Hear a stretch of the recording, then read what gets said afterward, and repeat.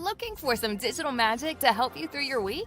The Kingdom Report is here for you, covering the latest Disneyland and Disney World news, experiences, and events. Be sure to follow us on Instagram and Facebook at Kingdom Report Live so you never miss an update. And drop a subscribe on the Kingdom Report YouTube channel for new videos every week. Don't miss out. Join this growing community of theme park fans as we aim to connect you to more of what makes you happy. For more information, visit KingdomReportLive.com. And now, back to the magic.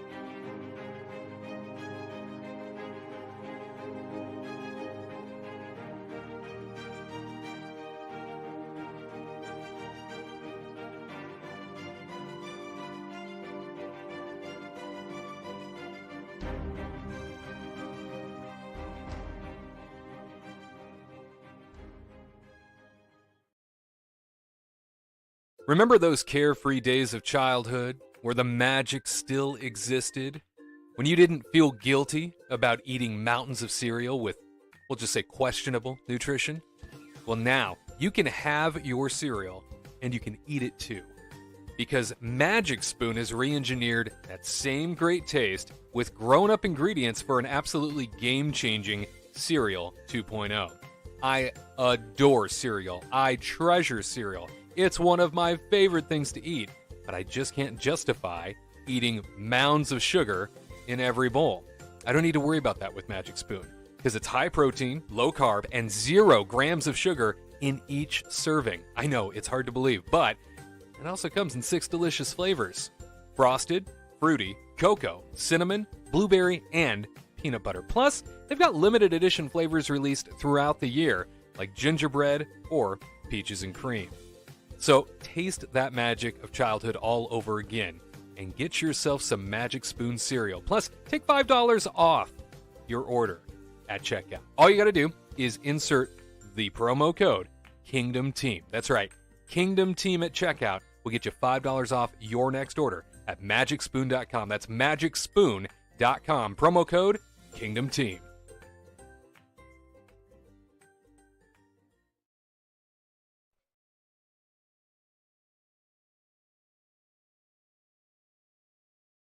Want to win your very own Kingdom Report mug? Well, it's simple. All you have to do is leave the phrase that pays underneath this very video right after the live broadcast is over. After the live broadcast, leave the comment Tokyo Disneyland. That's right, Tokyo Disneyland is the phrase that pays this week. Yeah, between now and Monday morning at 8 a.m. Pacific time in which to enter. If you are the winner, we will reach out to you directly and get that mug shipped your direction. Once again, Tokyo Disneyland in the comment section down below as soon as the live show is over.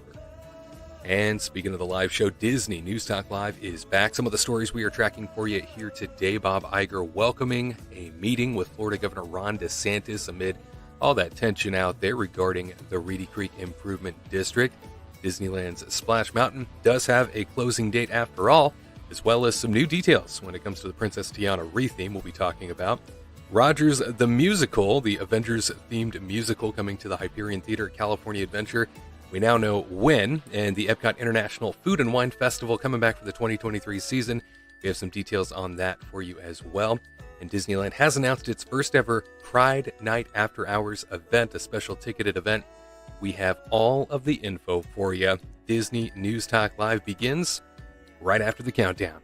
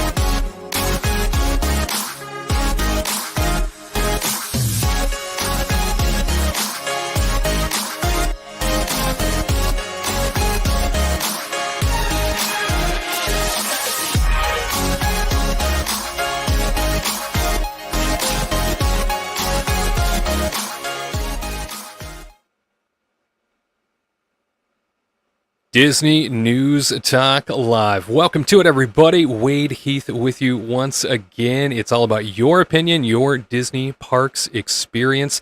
Gotta tell you, can't wait to talk about all of the stories we have for you here today. We being the entire team. That's right. Very rarely do we get an opportunity to all come together virtually and via audio like we are doing today. However, we are all with you once again, not in the studio necessarily, but in the digital studio, here to weigh in on all the topics going on. If you are new to this show, News Talk Live, be aware that this is the type of broadcast where you sound off, you give your opinions, your thoughts, your perspective on all the stories that we are covering for you here today.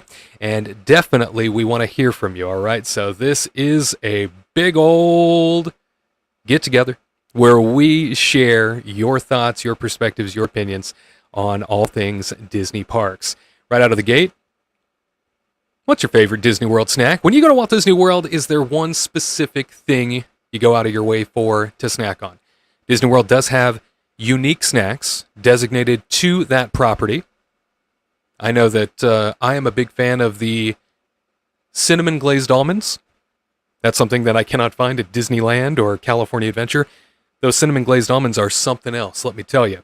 But we want to hear from you. Your favorite Disney World snacks, what are they? Talk back, let us know, and we will get you as part of the show.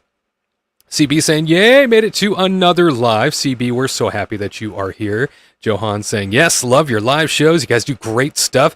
Well, Johan, love you. Thanks for coming. That makes my day. Thank you for that. Hope saying, hey guys, Hope here. Well, Hope, I hope you find this episode to be fantastic. Richard chiming in saying, the timing of the closing of Splash Mountain is plain stupid. Why not keep your major water attraction open through summer? Richard, we will get to that. I couldn't agree with you more on the timing of all of this.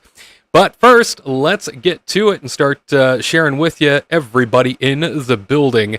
Ladies and gentlemen, he is our reporter. We call him the Golden Goose. Garrett Hassel's with us. Hey, Garrett. Hey there, Wade. How are you? And hello to all our beautiful viewers out there. I see each and every one of your smiling faces in my mind. But it's in your good mind. to be here, and it's good That's to right. talk Disney. Whenever, yeah, in my mind.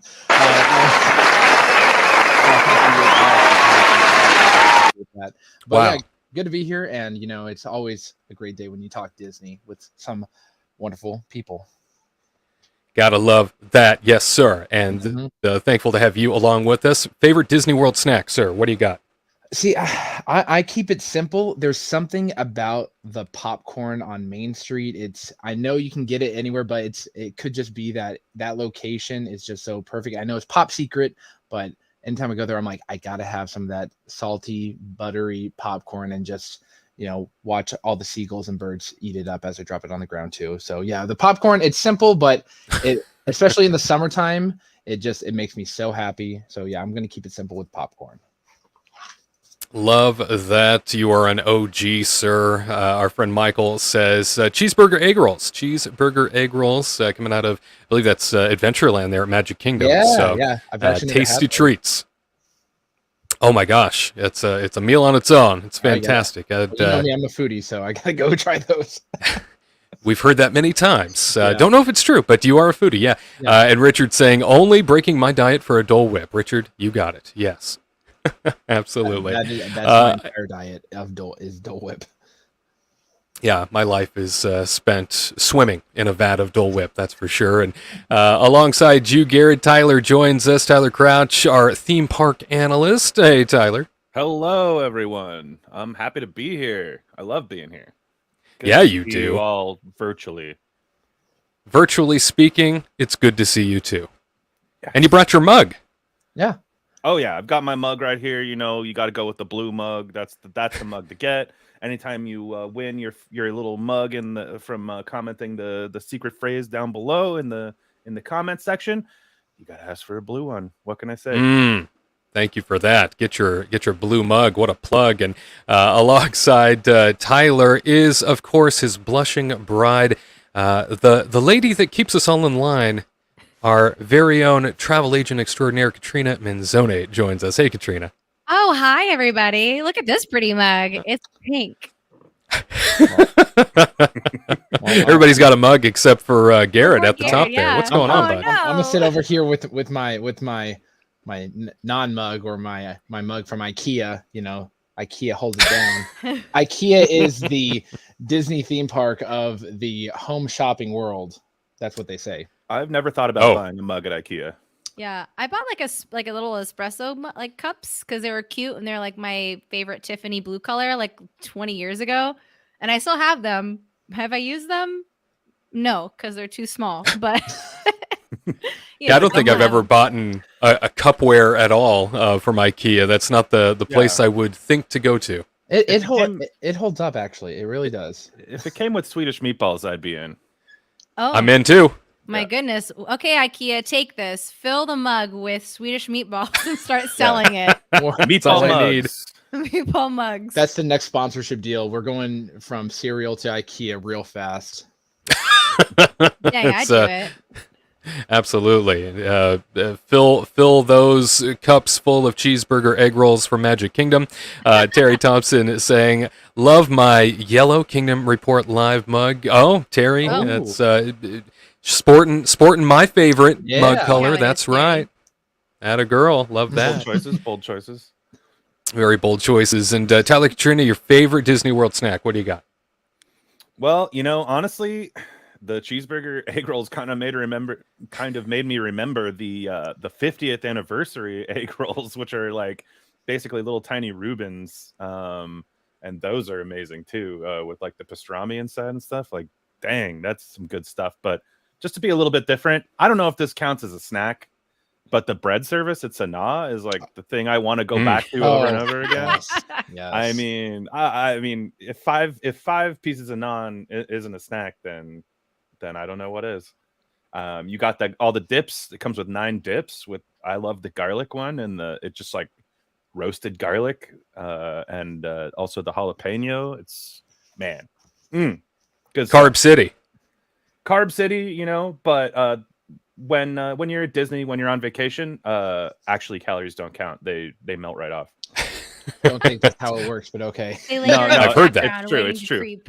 You wouldn't know because you lived in Florida, so you couldn't vacation there. Yeah, that's very true. That's true. Yeah, like when you live in Orlando, like it doesn't work that way. Yeah, I should talk to dietitians about that. That's actually interesting. So they know. That. Yeah. It's the truth. Katrina, how about you? Oh man, that's a tough one. I would say Sanaa, but I feel like that's like an entree for me because I like literally chow down on 5 naans and then I'm like, roll me out of here, Tyler. You want to go up the stairs to exit? Yeah, right. We're gonna take the Nonamania. Absolutely not. I honestly would say if I was in Florida, I would do chicken nuggets, the gluten-free chicken nuggies, because we don't get them here in Florida or in like Cosmic California. Rays. So no, actually, they're over at the Harbor House. They have the best chicken nuggets because they're like not chicken nuggets, they're like chicken tenders. So they're I feel like they're tastier. Did I hear like a? No, that was no. I think people were excited. Yeah. Oh yeah. My stomach rumbling. I mean, you can get mac and cheese over at Cosmic Rays. That's gluten free, which is super tasty, and that's like a snack, right? I think so. I'd call that. consider Yeah, a call snack. that So snack. yeah, Fair I enough. would say Depends on what chicken your nuggies. dietary- Yeah, I'd say Yeah. anything can be a snack depending on if you eat a larger meal after that. If it's larger than anything small, That's is a true. snack. Listen, I got to get my protein, and then I go with my entree, and it's full carbos over at Sanaa. So I Oh. mean, it's healthy, right? I mean, those almonds sound really tasty, though. The cinnamon, I have yet That to does have sound them. good. Yeah, that does sound very good. You got me with cinnamon. I love it. I think I might just be hungry, guys. That's probably it. You know, we do these shows, at least on the West Coast for us, around lunchtime, and yeah, it's probably the worst thing we could do is talk about food at a time like this. But I can go on all day. you could. I know you could. And Let's talk our friend about Hope chimes in with a different topic, saying, "Guys, can you cover the Main Street Electrical Parade announcement?" So, Hope, there isn't anything official yet. It's a rumor that the Main Street Electrical Parade will be returning to Walt Disney World, and Paint the Night will be returning to Disneyland in 2024. So there's nothing at the moment that says this is happening. So when it becomes news, when it becomes something that is real, we will absolutely celebrate it and cheer it on and say, yes, it's happening. But as of right now, no Main Street Electrical Parade.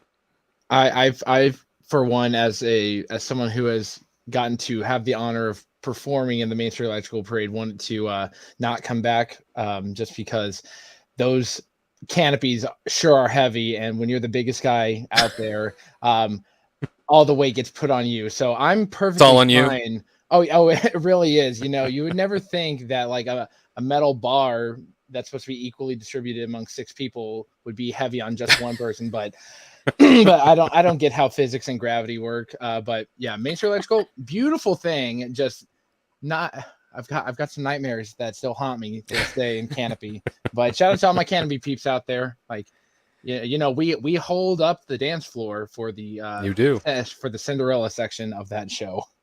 Well, and bring back Spectro Magic. How about that? Do a Spectro Magic 2.0. Oh, yeah. it had Chernobog in there. He's my favorite. He's one of my favorite villains. I was able to catch that show on my first trip to Walt Disney World, and unfortunately, it was one of the last times Disney World ran that show and left it out in the hurricane to die. So never again will we get to see Spectro Magic version 1. Hopefully, a version 2 is around the corner somewhere. Yeah. Wow. I didn't know it got left out like that. I didn't know that it got damaged in a hurricane. Yeah. Yeah. Some central key floats were left outside of storage and got destroyed. That's why it just quietly disappeared forever. Wow. What do There you was think no got fired over that? Yeah, exactly. There was no final send-off. You know, like we do with the electrical parade every few years of it's glowing away forever again. Right. Yeah, it's not like that with Spectro Magic because they couldn't. It just came tumbling down, sadly. Yeah, wow. Had no idea. My goodness. Well, Pamela says churro toffee squares, Disneyland's candy That sounds palace, bomb. so yummy. Yum. Sounds pretty Yeah. I tasty. want Yes. to try those. Pamela, hook us up. Please, Pamela, if you have an in at the Disneyland Candy Palace, or if you would just like to be kind and buy the entire team some churro toffee squares, we will be forever in your debt. We will, you know what? We will send you a open mug. every broadcast. That's right. We will open every broadcast singing your praises. How about that? Yeah, just that for churro too. toffee squares. That's all it takes. Yeah, I'm down. Perfect. Well, we have a lot of stories to talk about this week, gang. First of all, happens to be that original Avenger, Steve Rogers. You know him as Captain America, and he has decided to grace us with his presence over at the Hyperion Theater as Rogers the Musical comes to Disney California Adventure. We got the details for you, and we'll be chatting about it here in just a second. But first, let's get to the story. Following comes to us courtesy of the Orange County Register. They write that Rogers the Musical, a new Marvel theatrical production that tells the story of Steve Rogers, aka Captain America, will premiere at Disney California Adventure's Hyperion Theater on June 30th. The 30-minute show, which will play Tuesdays through Saturdays of most weeks, will feature Rogers, Peggy Carter, Nick Fury, and select other Avengers characters. The park will also offer merchandise, food, and beverages themed to the production, all of which will be announced closer to its opening. Disney cryptically teased the upcoming run of Rogers the Musical at the Hyperion during a live performance at the D23 Expo in September at the Anaheim Convention Center. The new production was adapted from a faux Broadway show depicted in the Disney Plus series Hawkeye. The new show was written by Tony nominee Hunter Bell, with music by Grammy winner Christopher Lennertz. Bell wrote the book for Villains Tonight on the Disney Cruise Line, according to Broadway World, and Lennertz served as music director on Disneyland's new Wondrous Journeys fireworks show. Frozen, live at the Hyperion, was the last show to play at the Hyperion before the theater went dark in 2020 during the year-long pandemic closure of DCA and Disneyland. The theater has stood vacant since the parks returned in 2021. Again, thank you to the Orange County Register for those words. So Rogers the Musical coming to us, DCA. Garrett, I am a huge fan of the Avengers. I am a big fan of the whole Marvel franchise. This seems to be creeping on into the Hollywood section, Hollywood land of California Adventure now. And the Hyperion replacing, as mentioned, the Frozen live at the Hyperion show. Yeah. This being one of those types of, I guess, art brought to life sort of concepts from the Hawkeye series, where everybody saw the clip on the Disney Plus series Hawkeye and went, "Oh my God, there's a musical in that universe about Steve Rogers," and sort of paying homage to him. Is this something that you think is going to be a big draw? They say a limited time. You think it's only for a niche audience? If it is a limited time, I think during that limited time, it should get a lot of publicity. When I first heard this announcement, I thought it was a joke, just like how in Hawkeye it kind of was a parody, because even Hawkeye, he turns off his hearing aids because he's like, I don't want to even listen to this.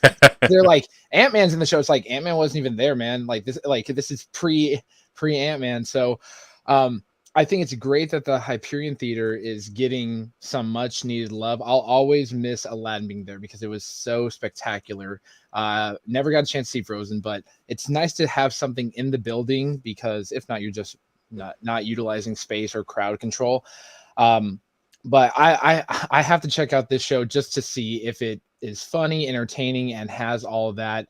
If it is kind of like a parody of the whole Steve Rogers story, then no, I'm all for it. I'm not a big fan of it creeping into the the Hollywood backlot, Hollywood land area, because Avengers is slowly moving over, because Mission Breakout is just 50 feet away from the theater, and it's already merging there. So I'd rather have another Disney show, Hercules or Hunchback of Notre Dame, one of those old school shows that I saw when I was a kid there.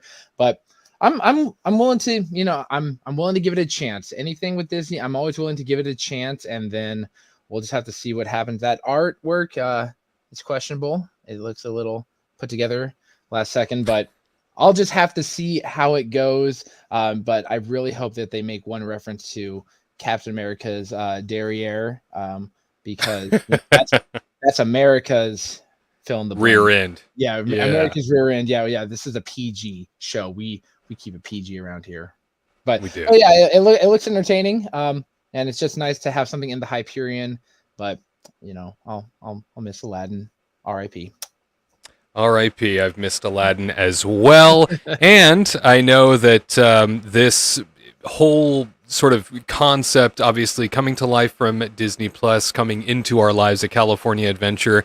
I imagine that they're saying a limited time because they don't know how it's going to do. They don't know necessarily if this is going to hit all the right marks for the sake of more than just the Marvel nerds, coming in and wanting to see it.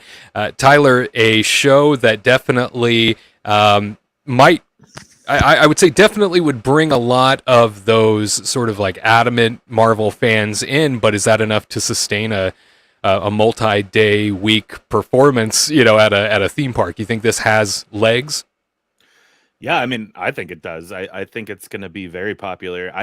That's the thing though, is like looking at this concept art and everything, like how big is this show going to be? Because even when you saw it in Hawkeye, it was like, the stage seemed pretty set up. There was a lot going on. I feel like this is going to be very bare bones. So I don't know if their plan is to fill up the whole theater on a regular basis. But I don't see that happening. Maybe it depends on how many shows they do a day.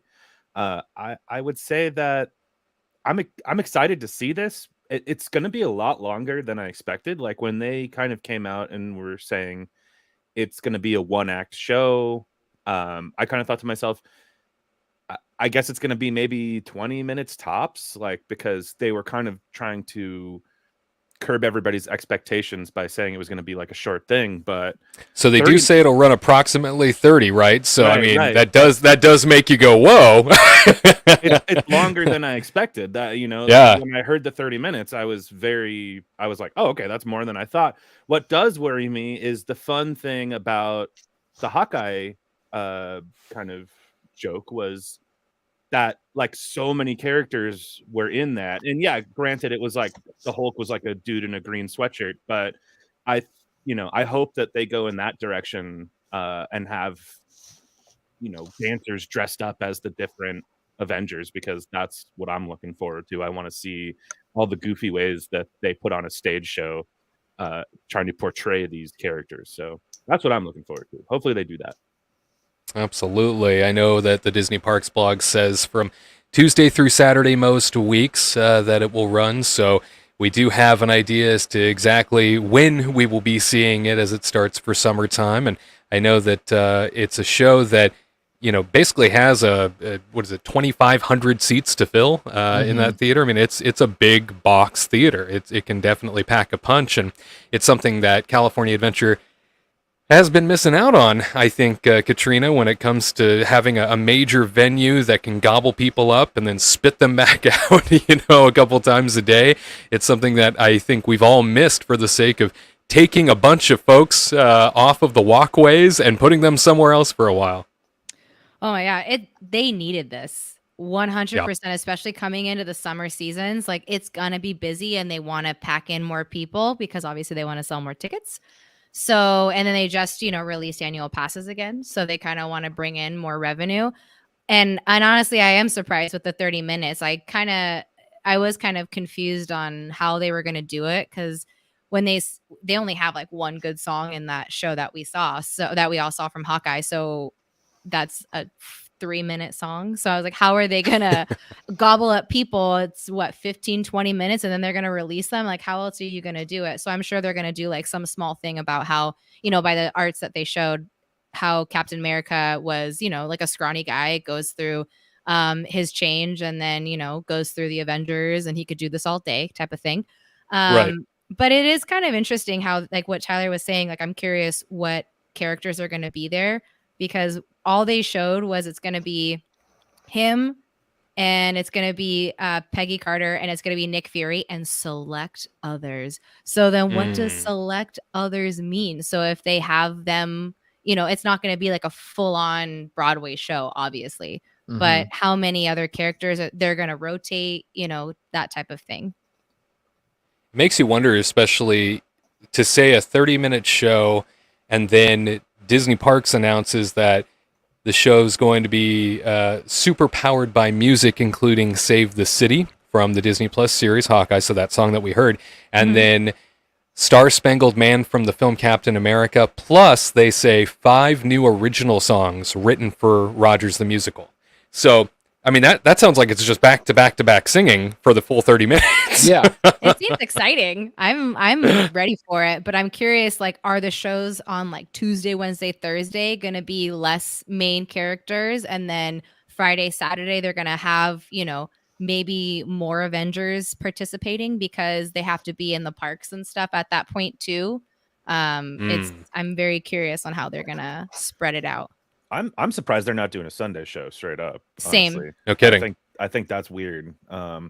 Which I think it goes back to them kind of tempering our expectations when they first made this announcement by saying it's a short 1-act thing. I don't think they're putting much money into this, So we're just gonna have to wait and see, because it seems like it's gonna be pretty bare bones.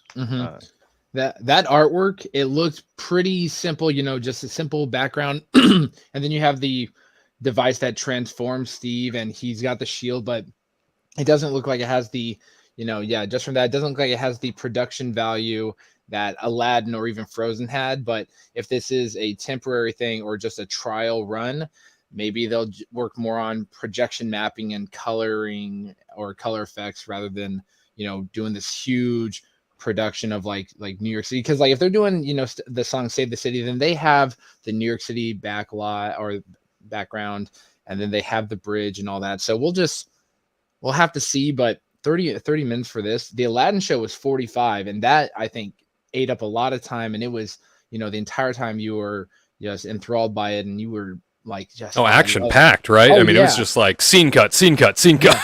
But it was 30 minutes, if they do this like how Hamilton is, how pretty much it's entirely sung or rapped, I'd be all for that. Like I would love to see a hip hop, Steve Rogers talking about he's just a kid from Brooklyn, and I can do this all day, and I won't go away because I got to save the day. Ooh, give my money. Wow. Give my money. Oh boy. Roger Call coming through the Wow. Two raving applauses in one show. Oh Wow. man, Wow. I got to slow down, otherwise I'm gonna get too far ahead. My goodness. Yeah, But, please slow down. oh, but No, yeah, I love you. this is gonna be a very interesting show to see, nonetheless. But yeah, it's gonna be fun. You got that right. Javier saying, so it's rumored that Rogers the Musical in Hyperion Theater is actually part of Avengers Campus, California Adventure. No, it is still a part. It's a part of Hollywood Land. It has not been annexed yet. The theater, that is. So Hyperion is still remaining a part of Hollywood Land. I mean, we'll see what happens in the future, but as of right now, it is a one-off, even though they've used that patio outside the Hyperion Theater as sort of annexed seating for Pim's Test Kitchen for the duration of its run. I know it gets smaller and smaller sort of as time goes by, but now it's going to be cleared out, and they're going to make way for Rogers the Musical. Very much looking forward to seeing it. And Richard says Frozen was a huge eater, crowd eater that is, at the Hyperion. It is needed on DCA crowded days. Yes, Richard, preach. Hope says DuckTales show. That would be a lot of fun. Yeah, I'm all for it. Oh, just the theme song alone would have everyone raving, and then I want a DuckTales and Chippendale Rescue Rangers crossover. Woo! I like that idea. I'm all for it. I don't know how they're going to do like the size dynamics because Chippendale are like 5 inches tall, and DuckTales they're ducks. So Well, when they're in the theme park, they're like 5 feet tall. It's true. It's fair. What? True. Yeah. The glass just shattered for me. In real life. Into the theme park? No. Haven't you seen these characters in real life? I'm pretty sure you have. There's giant chipmunks at Disneyland. I got to tell you. Oh, Don't be shocked. I like Javier's idea of a Kingdom Hearts show. I'm all because that's my favorite video game franchise, but I don't think Kingdom Hearts is big enough for everyone. Wide enough appeal. Yeah. What if they did a Treasure Planet? I'm all for it. Let's do it. Oh no! Ooh. Don't give him any ideas. Yeah. all the failed 2000s movies. And CB saying maybe Anastasia now that they have the IP. Oh my God, yes. Wow. It is 100%. Oh my gosh. I would It's totally already- watch that 45 times a day. Yeah, it's already on All day. Broadway. It's already on Broadway. That's right. Dancing Bears, Painted And- Wings. Let's get this. Let's go. Let's go is right. Hope saying you guys have to cover the dedication of Tokyo Disneyland. Yes, Tokyo Disneyland celebrating 40 years. Bob Iger and Josh D'Amaro seen there today as they kick off all the festivities for 40 incredible years of Tokyo Disneyland, which might just be the very best Disney property on Earth. Hands down, all the pictures and videos, their parades, like the Oriental Land Company has pumped so much money into that. If you watch the Imagineering story, you'll know the full depth that Oriental Land Company went into acquiring Disney rights, and Disney was like, just give them an absurd number, and they're like, we'll pay that and more. So yeah, Tokyo Disneyland is a place that I dream of going to just because everything there looks beautiful, including the food. It looks great. Yeah, I need to go. It's super clean. Yeah, I've heard that too. Yeah, very clean. And I have to say, all of the park guests are the most respectful dang guests on planet Earth. Not only are those Japanese guests just wonderfully respectful of everybody's space and everybody's sort of personal experience, but the courtesy that is extended at that park, both parks there, as a matter of fact, gets highlighted every year as one of the greatest tourist destinations on the planet. So as a team, we'll have to all go to Tokyo Disneyland, celebrate the Big 40. I think that might be fun. Katrina, book it. Let's Okay, go. Garrett, buy it. Let's What? go. What? Sorry, yeah, the mic cut off right there. I couldn't really catch. I heard Tony's paying. Oh, is that? Yes, yeah, Oh, producer yeah, Tony. Yeah. he's down, yeah. Yeah, producer Tony. He can't be here to rebuttal. Sorry, Tony. Yeah. That's rough. Yeah. Outside of Rogers the Musical Coming to California Adventure, we have another big story about firsts happening at the Disneyland Resort, and that is Disneyland has announced its first ever Pride Night After Dark event. The After Dark special ticketed event is coming the way of Disneylanders a lot sooner than you may think. Here's the full story. The following comes our way courtesy of Fox 11 Los Angeles. They write that to celebrate Pride Month in June, Disneyland will be hosting its first ever Pride Night as part of its Disneyland After Dark event series at the Anaheim Resort. The separately ticketed event, celebrating the LGBTQIA+ community, is happening June 13th and 15th. Guests can expect themed entertainment, Disney characters, unique photo opportunities, special menu items, event merch, and more. The After Hours 2-day event begins with a 3-hour pre-party mix-in from 6 p.m. to 9 p.m., with the private party running from 9 p.m. to 1 a.m. Theme park reservation is not required. Additionally, guests will receive unlimited digital downloads of Disney PhotoPass pictures taken during the event, along with commemorative keepsakes including a souvenir credential and event guide map. Some popular Disney attractions will be open, such as the Haunted Mansion, Indiana Jones Adventure, and Big Thunder Mountain Railroad. There will even be a DJ spinning at the Ohana Dance Party at Tomorrowland Terrace, plus a Pride Night Dance Club along the rivers of America, where you can enjoy music under the stars. Of course, no trip to Disneyland would be complete without a parade, and the Pride Night Cavalcade will feature Mickey Mouse, Minnie Mouse, Clarabelle, Donald, Daisy, and Goofy dressed in special attire as they make their way through the heart of Disneyland Park down Main Street, USA. Only a limited number of Pride Night tickets will be available. They go on sale April 18th at 9 a.m. for Magic Key Pass holders and to the general public on April 20th on Disneyland.com. Tickets must be purchased online and will not be available the day of the event. Children under the age of 2 do not require tickets. Again, our thanks to Fox 11 Los Angeles for that story.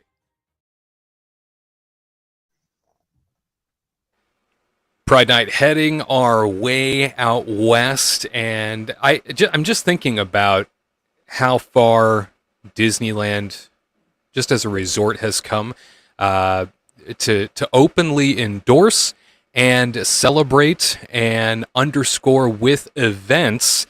This type of experience is phenomenal because I was there at a time. I guess this was about 15 years ago. So about 15 years ago, there was an experience that I had where I knew from the inside sort of how things were viewed by way of Gay Days. It's an event that happens every year at Disneyland and out at Walt Disney World. The Gay Days event at Disneyland, it used to come for basically just a weekend. As I understand it now, it comes for a little bit longer, and because it's just grown so big. But at the time, it was a weekend out of the year, and it would come set up shop, and people would flood the parks for Gay Days. everybody would be wearing red shirts to identify each other. And I remember at that time, the resort would put out like talking points behind the scenes, communications to everybody working there saying, if you encounter people that don't like this or guests that are upset by this, here are the things you are to say. And I remember reading things like, the Disneyland Resort welcomes everybody to the theme parks. The Disneyland Resort is a place where anybody of any background, orientation, race can come and be a kid again, and all of those things.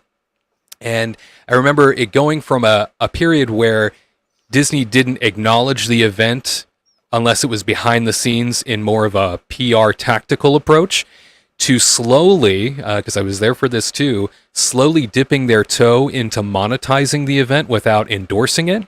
And I remember them coming along with like, oh, this year we're going to introduce a rainbow cookie. This year we're going to introduce a rainbow shirt. But we're not going to say what those rainbows are for, just that it's rainbow with Disneyland on it and rainbow with Mickey on it. And, you know, that's all that's going to be. And then over the course of time, that of course shifted, and Gay Days grew to this. I feel like it's like a week-long event now. It's taken over like all the hotel properties of the Disneyland Resort too, and it's got so many events. And it got to a point also where Disneyland had to react to, because it grew so fast, Disneyland had to react to sort of annex space. In addition to the theme parks, they had to create more space. They had to open up venues to accommodate these growing crowds every year that were showing up for Gay Days. And now you fast forward to today, and Disneyland is coming out, pardon the pun, coming out with Disneyland Pride Nights, and it's not affiliated with Gay Days, of course. Gay Days, I think, takes place in the fall at some point, but it's being an event now where it's all about Pride, and it's happening over the course of 2 nights here in Pride Month of June. Incredible to see the progress, incredible to see Disneyland come around to this, and now no longer lurk in the shadows on the idea of it all, and now they are involved entirely in putting on a special ticketed event. Garrett, do you think this is something that is heading out east at some point? I I definitely can see it heading out east right now. The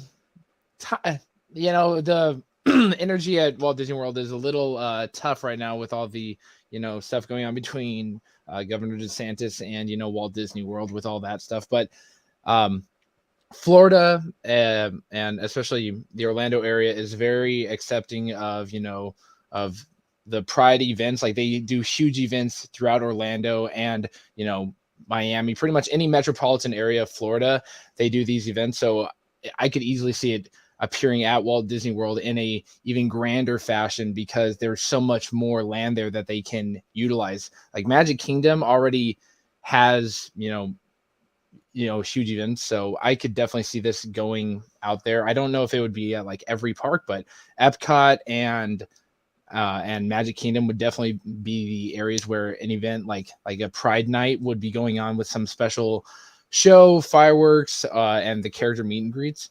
But yeah, it's definitely something that there's probably more money to be made in Florida than there is in California, because Florida, you're getting, I'd say, 70 to 80% of the nation traveling there, while Disneyland is a little bit more stuck on is more directed at the West Coast clientele. So it's going to be interesting to see, but it's a major moneymaker, and I like how Disney subtly tiptoed into this area with like the cookie and then the shirt, and then they're now like, all right, this is our event, like show us the money. Where's the money? And it's definitely coming. I think it won't appear on the Disney World calendar until the whole DeSantis stuff that we'll talk about a little bit later gets more settled.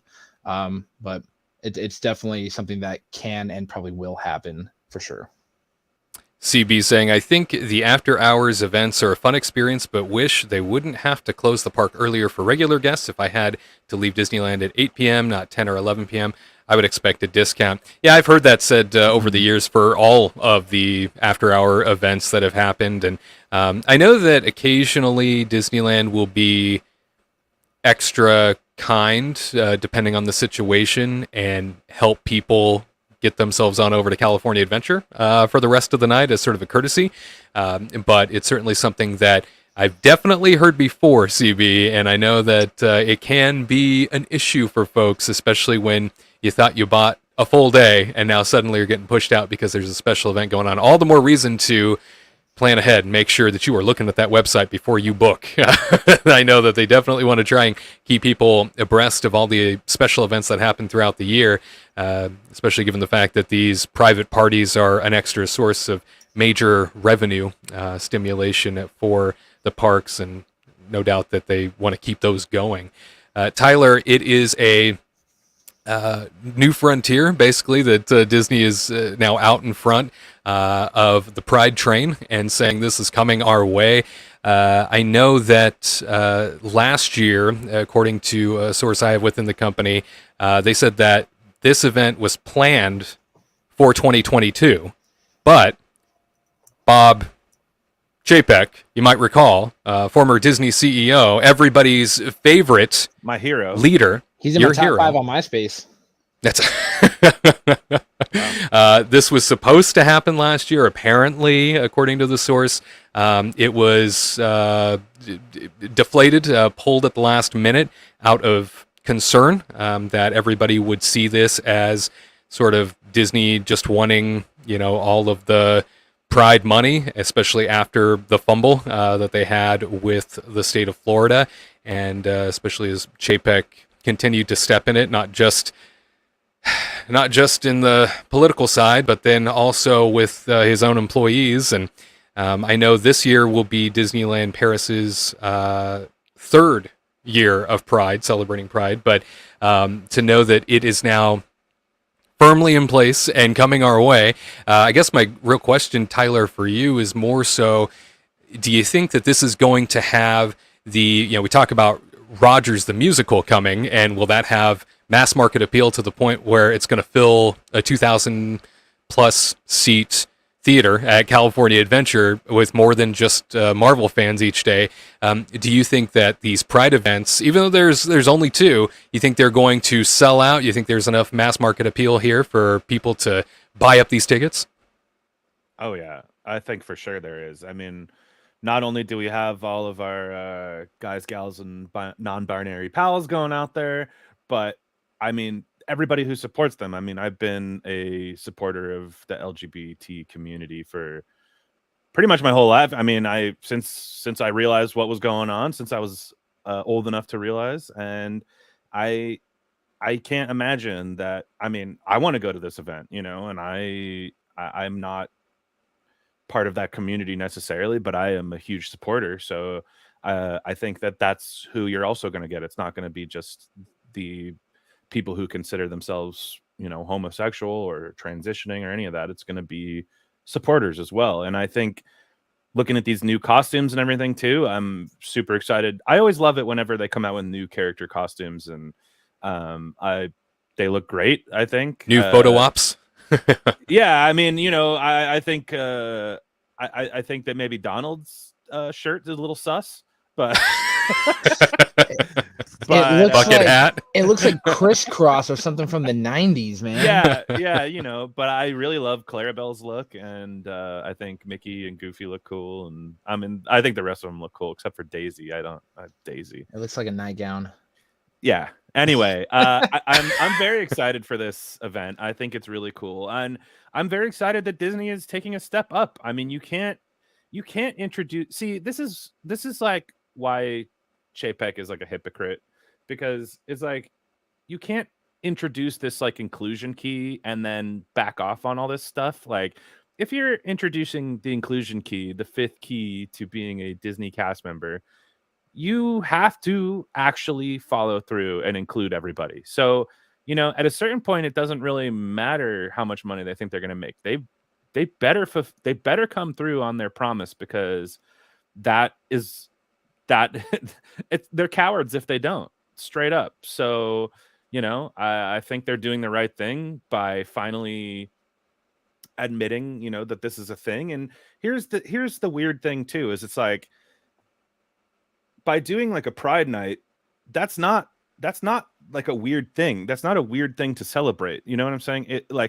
When they've done Sweethearts Nights, is it a weird thing? Like, I've seen a couple people say like, oh, keep that in the bedroom or whatever. It's like, no, I mean, you don't complain when there's a sweetheart night, do you? That has nothing to do with the bedroom. That just has to do with how people love each other. And it's the same thing with Pride Night. So I'm super excited they're going forward with it. I'm sad to hear that they backed off from it because, cowards, like I said. And now they're finally doing the right thing. So very excited to see it. And I think that they'll sell out. I think they'll do very, very well.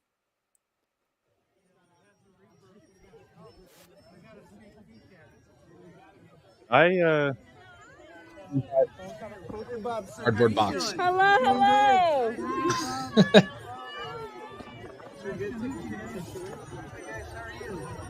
Hi, nice to meet you. Hi.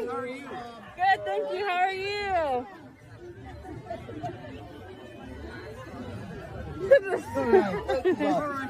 Bye, thank you. Brought so much comfort, didn't he? I feel nothing but a warm hug of aluminum foil cutting my skin. Yeah, like he does not have the warming smile that Josh D'Amaro or Bob Iger has, and but that's not his type of leadership or style. Like, he was, he comes from consumer products and he's a businessman first, while Iger came from ABC and entertainment, so he knows how to work the crowd a little bit more. But we're past that. We're on to brighter horizons, or whatever the saying is. It's something Back to the horizons. Future with Bob Iger. That's right. Jen and Amy saying, happy Saturday, Jen and Amy. So glad that you're here. Katrina, Pride Night events coming our way. Do you predict a sellout? June 13th and the 15th. Cheers and applause, Tyler. Thank you. Thank you. Oh my God. Oh man. Hooray. I honestly do think it's gonna sell out. I had so many people message me when I posted it on my Instagram that they were so excited for this, and then they're gonna come. And I want to go. I think it's gonna be amazing. And honestly, I think they're doing it for 2 days, which is fantastic. And I think it's gonna bring a lot of people out here, and hopefully it goes to Disney World. I really think it'll do well. I think they're kind of doing it here first to see how it goes, but I really, really think they should bring it to Disney World. And we will see. I would imagine that, because I don't know when they do gay days out in Disney World. I know it happens at some other point during the year. Honestly, I thought it was like in the summer, is it a summertime event? I thought it was like a June thing, but maybe so it would work better for them. I thought it was June too. Yeah, I thought it was June. Like, I think it was like, I don't know if it was like early June, but I know it's like, I feel like it's in June. Perhaps it is. At any rate. I mean, it's coming in a couple weeks, so maybe they're going to bring these characters over to Florida just to have. I mean, I don't know about Donald's outfit. It seems kind of weird, but but I hopefully they bring like a lot of the photo opportunities over to Florida after this event to reuse. Kidding. Yeah, absolutely. If anything, more photo ops, that's for sure. And I know that with something new being these Pride Night After Dark events coming online, something changing with the Rogers musical coming to California Adventure, and an experience that will finally be back in that theater, allowing us to come and enjoy. Also comes additional changes at the back side of Disneyland Park, and that is the Disneyland is closing Splash Mountain, finally. What? After all this time, after announcing it back in 2020 that the re-theme would be coming for Splash Mountain, the Princess Tiana, Princess and the Frog re-theme coming our way, we finally now have a date, and we know when that mountain is closing. Here are all the details. This story comes to us courtesy of CBS News. They write that the final countdown is on for fans of Disneyland's Splash Mountain. The park announced Wednesday that the attraction will close on May 31st, giving parkgoers just over a month to get in their last log flume ride. Plans to change the ride's theme were originally announced in 2020 in an effort to remove the spotlight from Song of the South, the 1946 film that many call racially insensitive that the ride is based on. The movie tells the story of a young boy who visits his grandmother's plantation after the Civil War. The ride will be replaced by Tiana's Bayou Adventure, an attraction following the adventures of Princess Tiana, the first black princess in Disney history, from The Princess and the Frog. Tiana's Bayou Adventure builds on the story of Princess Tiana, a character whose pride and perseverance reminds us of a universal truth. Within us lies the potential to make our dreams come true, said Camden Smith, Vice President of Disney's Creative Development.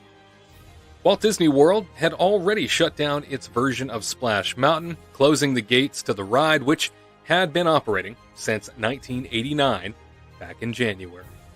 Disney also released new details about Tiana's Bayou Adventure, including announcing that fan-favorite characters such as Princess Tiana, Prince Naveen, Mama Odie, and more will be a part of the ride, many of whom will be voiced by the film's original actors.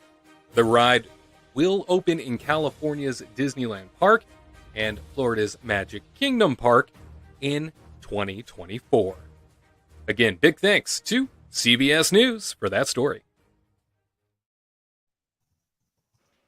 So now we know Splash Mountain is closing, and right in time for summer. I know Richard, who had joined us a little bit earlier, said that I think right as we began, why on earth would they be closing Splash Mountain as we enter summertime? What the heck is going on? Richard, I totally agree with that. Talk about terrible timing to take the water ride offline at Disneyland. But I know that they have had all kinds of other major attractions that have been down for extended refurbs in the last few months, since the beginning of the year, as a matter of fact.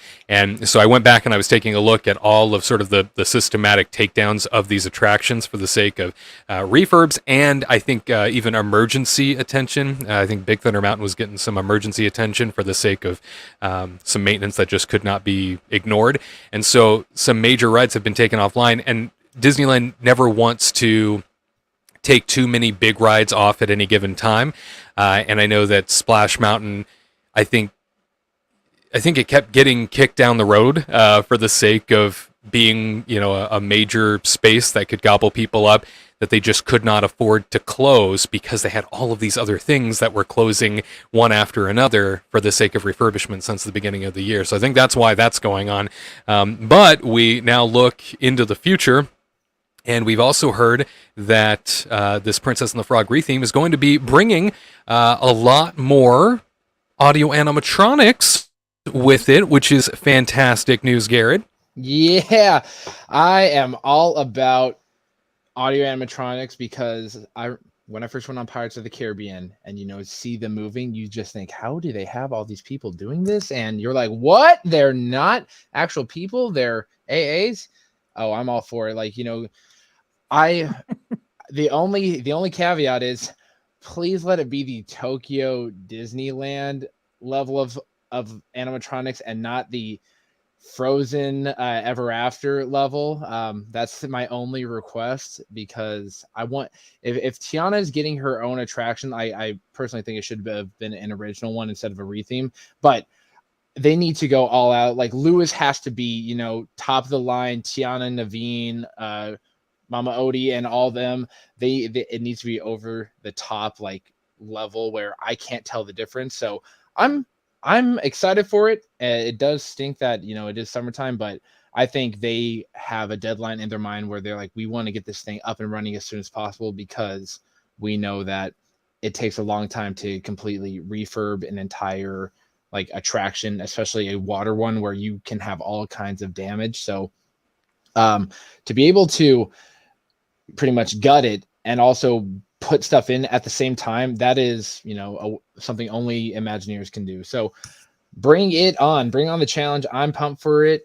And, I'm really looking forward to, because the picture of Mama Odie, that looks like it's the climb right before you drop. And I think all those lights, especially at nighttime, dangling above her. And if she's singing Dig a Little Deeper or some original song, I think it's going to be enchanting, and it's just going to captivate you, because usually it's just, Brer Rabbit's about to be eaten and all that. So this will be a lot more uplifting than that one. Yeah, Tyler, do you think it's going to change the whole dynamic of the experience? I think often about how the Hollywood Tower Hotel and California Adventure, the Tower of Terror, really changed in theming and vibe when they brought along Guardians of the Galaxy and it became Mission Breakout. And it was one of those experiences where I went from really being in fear of this drop the whole time to laughing and having a good time, and the drop just kind of added to the fun. I didn't think that could ever happen. I thought I would always be sort of in fear of that drop coming. Do you have any sort of anticipation that we are going to see sort of a similar switch up here with this retheme? I think that's 100% what's happening. I think they're going to make it less scary, that, how Splash Mountain is kind of, it's got the buzzards or the vultures looking over you and basically waiting for you to die. And, Brer Fox, a little darker. Yeah. Brer Fox is about to just straight up eat Brer Rabbit. It's the circle of life, man. It's the circle of life. You're not wrong. But I think, with this, like Garrett said, with this concept art that we have of Mama Odie, it looks like, to me, possibly, because we've seen other models in the past of how the mountain is going to look after this refurb, and you can see like those colorful bottles kind of hanging in the wings of like right before the drop happens. So I could see Mama Odie being right where Brer Fox finally catches Brer Rabbit. Do you know that scene that I'm talking about? Right before everything gets depressing. Yeah. The rabbit and the possums being sad that Brer Rabbit got caught. I think that's probably exactly where she's going to be. And I'm so stoked for this. I think you're 100% correct, Wade. I think it's going to be just a lot more about fun. I don't even think, I used to think that like they would do the same thing that Splash Mountain does, right, with the villain right before the drop, where they would have Dr. Facilier there or something. But obviously I know this is kind of a sequel to the movie, so Dr. Facilier is gone, right? But I was imagining going up that lift hill and hearing like, "Are you ready?" I was thinking the same thing, and I was honestly pumped for it, because Dr. Facilier, he has he's probably got the best music in that entire film, just because it's just all over the place. It's just got that jazz swing to it. No, I mean, it's that. I think that movie, I know this is a weird thing to say because obviously people love that movie, but I feel like it's kind of underrated in a way. Like, I feel like not that many people talk about it too often, but it's one of my favorite Disney movies. I love it so much, and the music itself is incredible. So I'm excited to hear that music in Splash Mountain, or whatever, Tiana's log raft adventure, whatever they're calling it. Bayou Adventure. Thank you. Absolutely. It's going to be really hard for me to not call it Splash Mountain. Am I the only one? It'll forever be a problem. No, right? Totally. Yeah. I'm just like Splash Mountain. That's how I just think of it. But I think it's going to be a lot of fun. I think it's going to be uplifting, and I'm excited for the animatronics. I was worried that it was going to be a lot of projections and just not really that much physical stuff, but to hear that there's going to be dozens and dozens of new animatronics, I am just so excited beyond words.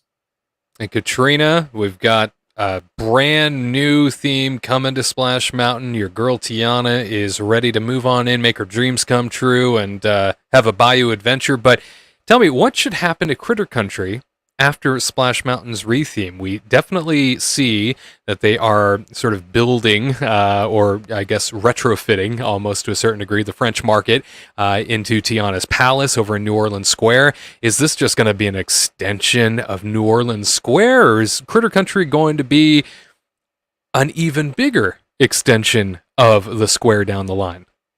Ooh, that's a good question. I mean, honestly, I feel like, yeah, it's kind of getting pushed off to the side right now. And then I feel like New Orleans Square is kind of being extended out. And I honestly didn't think that they would refurbish like the French Market. I thought they were going to take Hungry Bear and switch it into her own restaurant type of thing, because it has a beautiful like possibility of a facade where it has us next to the water. It has 2 floors. It could be Right. something more. And they didn't do it. And then they just rethemed French Market. And I was like, ooh, that was a missed opportunity. I mean, I would hope that Critter Country would be kind of, I think it's just kind of like a dead end. I don't know what they're going to do with it, to be honest. Like, because I don't know what they would do with Winnie the Pooh and then Hungry Bear, because that's kind of like the interim to go into Galaxy's Edge too. Like, I thought it would be like, that's where Tiana's restaurant would be, but they didn't do it. So I don't know what it's going to be. It's probably just going to be like a weird dead end unless they make some other type of ride for Winnie the Pooh. I also thought that when they were first announcing all of the Princess and the Frog retheme concepts overlays coming, that it was going to stretch into sort of that nook too, right across from Splash Mountain. It just made more sense since it was so close by. Looking at the river, Hungry Bear Restaurant could easily be retrofitted, into that sort of Tiana's Palace concept. It's already a double-decker space to a certain degree. It's got 2 levels to it. So I thought that that's what was going to happen. Never imagined that they were going to transform the French Market, but I guess it makes more sense because it's New Orleans. So of course it's going to happen. I feel like if you've been to a City Walk over in Orlando, they have Toothsome, right? And when you go across the water, you could see this like awesome facade of the shiny like logo, and then you have the restaurant sign, and then you have the pipes coming up with the steam, and it's just so magical, like how you could just see it from across the water, and it just looks really cool. And that's what I honestly thought they were going to do to Hungry Bear for Tiana's Palace, because they have this beautiful facade. They have it next to the water. They could use this beautiful area to make a beautiful sign for her that like glitters in the night. So when you go on the Mark Twain and you pass by, it would be magical as you pass by, and then you could see it. Because isn't it the rendering that they did had like, it's like an old factory, right? She takes it over, so it had like a steam kind of coming out from the roof, and so they could have done that type of thing with Hungry Bear, and it would have been really legit. Like when you cross by with Mark Twain or the sailing ship Columbia or whatever, when you pass by the water, you could just see this like glistening, lights of, in the night. But whatever, missed opportunity. Yeah. Missed opportunity. I think just for saving money, it lot, already has JPEG. the theme. The theme is already there, and not only that, but the food. Are they going to have French Market right down the street from Tiana's place, and they're both going to sell the same types of food, like double the beignets? Yeah, right? Beignets on beignets. You're gonna have a beignet they sandwich could with. have moved the beignets, because that line gets too ridiculous over by the bathrooms, where they could have moved it to the bottom level or something of like Tiana's Palace by Critter Country, so it alleviates that line, like that blockage, that bottleneck. But even just like, what are they going to do? Have beans and rice at both restaurants? No, but they could make it like a sandwich shop, like a quick like sandwich shop to go or something like that, or something like kind of quick and easy over at the French Market, and then have like an actual restaurant over at Hungry Bear, because they could make it like 2 floors. And then Table they can have like service a little band off to the side, because there's a section that they never even use over at Hungry Bear. Bring in Lewis and his little orchestra. I'm all for it. God, that'd be fun. I would love that too. Richard saying, if the Bayou Adventure is quality, the only thing I will miss is the music. I agree, Richard. I think if this is done right, if they put all the correct amount of money into it, correct amount of heart into it, this could really be an over-the-top and truly fitting tribute to Princess Tiana. CB saying, is Pooh Corner considered separate from Critter Country? No, it's part of Critter Country. He and his critter friends are in that country. So Yes, there you have Critter Country. How about that? And then Pamela saying, new subject, where do you think they'll put Pandora? So Pamela, I want to say it was the last News Talk Live that we did. We went into this in depth and really talked about the specifics as to where the Disneyland Forward concepts were going and exactly how those things were going to pan out and sort of our ideas as to where that was all heading. And I believe that Critter Country is going to be the gateway to Pandora. That's what I think, at least. As a matter of fact, there is, in Anaheim today, there is a Disneyland Forward community event going on. And it's happening in a park near Disneyland, just a normal park, not a theme park, but just a normal play park. And they have all kinds of boards set up, sort of detailing exactly where Disneyland Forward as a concept is going and how things are going to pan out there. So looking forward to sort of hearing the recap about that and seeing if there's any new details. But I think that Pandora is going to have a connection point in Critter Country or right alongside between Critter Country and that fork point that goes on into Galaxy's Edge. Right there, I think, right behind Hungry Bear, as a matter of fact. So one of those points, either behind Pooh's Corner or behind Hungry Bear, there is going to be a shot on over into the new Downtown Disney expansion area known as Pandora. That's what I think is going to happen. At any rate, we are going to move along here and turn our attention to the East Coast. Walt Disney World is what we're focusing on now, and I will share with you that it has not been a fun ride for the governor's office out there, as it was not a fun ride for the Walt Disney Company over the course of the last year, as they continue to try and one-up each other, try and circumvent one another, try and play the game that is politics. There has been a new development as of late. Not only has Bob Iger shared that he would like to have a sit-down with Governor Ron DeSantis of Florida, sort of hash things out, but Ron DeSantis is a bit humiliated at this point because it looks like Disney played the contractual obligations game and made sure that there was some language put in print that made the board that was put in place by the governor to oversee the Disney property, well, kind of powerless. So there's a lot happening on that front. Let's get into the details right now.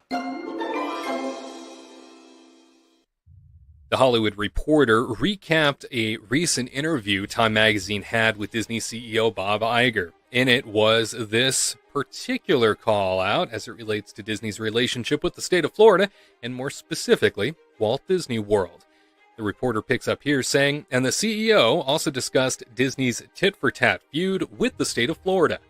The state's governor, Ron DeSantis, working with the state legislature, stripped the Reedy Creek Improvement District of its powers over Walt Disney World. Reedy Creek, which was established to help create Disney World, was technically an independent board, but effectively controlled by people associated with Disney.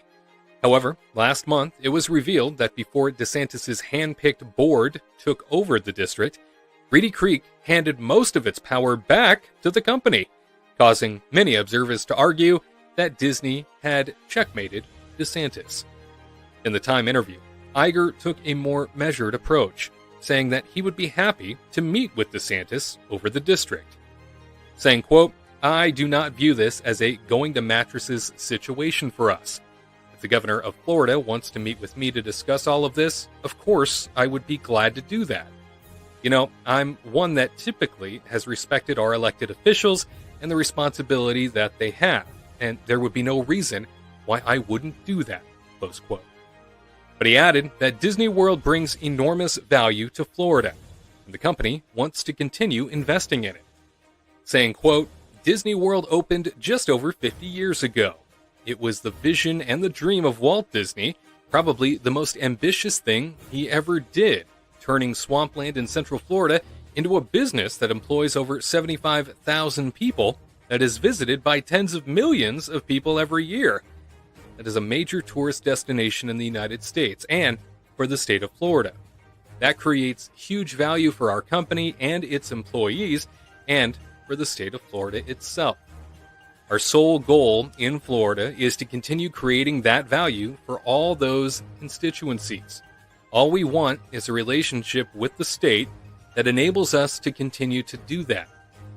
We have the wherewithal and we have the desire to continue to invest there and to grow that business so that we can hire more people, so that we can increase our attendance, and so that we can basically increase more value for the Walt Disney Company and for the state of Florida. It's that simple, close quote.